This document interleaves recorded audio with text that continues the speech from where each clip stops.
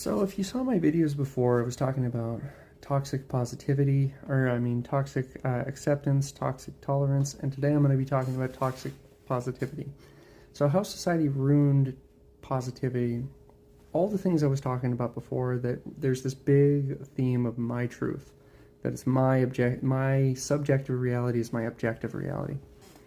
And this led to a lot of enabling. And so this is why you've seen so many groups that would normally get in trouble, like trans people being in the wrong sex bathroom. People didn't want to talk about that because it would be seen as hateful or bigoted. And there was almost this hostage situation that would happen with these different topics where you just couldn't talk about them. But then it got worse because as there was more toxic positivity and all this enabling of bad behaviors, it then became normalized to enable this whole, you are amazing, don't let the haters tell you what to do. These echo chambers where people just get to hear what they want to hear. With algorithms, they can basically block people that they don't want to listen to. And if they don't want to hear dissenting voices, they can just stay in their echo chamber. And they can only hear the things they want to hear. And so it makes egos worse. It makes arrogance more worse.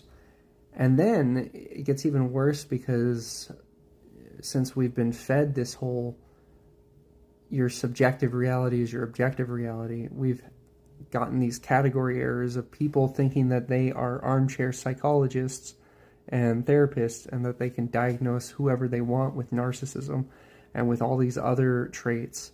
And so you'll have this toxic enabling of girls with friends being like, oh man, all he wants is just your body. And, clearly only a narcissist does these things and doesn't really get any more information into that. So we have to be careful that we're not castigating and persecuting people just because of the perceived narratives that we have in our head.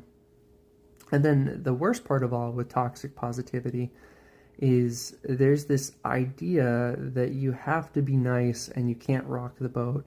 I mean, you probably have seen this with Sydney Sweeney's interview, where this liberal woman was like,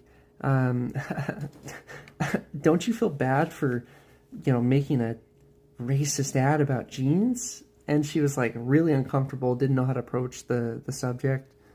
We need to be direct with each other. We just need to say what we mean and communicate as people. But that's everything. Tell me what you guys think. Peace be with you. Blessings. Bye.